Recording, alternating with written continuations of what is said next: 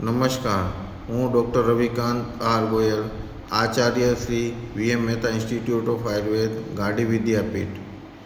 તાજેતરમાં મારી કેટલીક ક્લિપ સોશિયલ મીડિયા પર પ્રચલિત હોવાના કારણે હું મારું સ્પષ્ટીકરણ જાહેર કરી રહ્યો છું.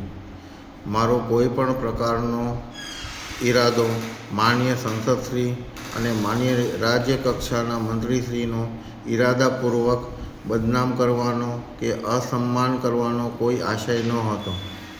વાલીઓ તથા વિદ્યાર્થીઓના ગ્રુપોમાં એવા સંદેશો ફરતા હતા કે અમે રીવાબાના સંપર્કમાં છીએ, થાય એટલે વાત કરીએ, પૂનમબેનના પીએ સાથે વાત થઈ છે અને લેખિતમાં ફરિયાદ કરવાની છે વગેરે. આ સંદર્ભમાં મેં માત્ર વિદ્યાર્થીઓને એટલું સમજાવ્યું હતું કે શૈક્ષણિક કાર્યમાં વિક્ષેપ કરવાનો અથવા ક્લાસરૂમની બહાર બેસીને વિરોધ પ્રદર્શન કરવો એ યોગ્ય નથી. તમારા જેટલા પણ પ્રશ્નો હોય એ શાંતિથી સાંભળવામાં આવશે અને અત્યાર સુધી તમને સાંભળવામાં આવ્યા છે.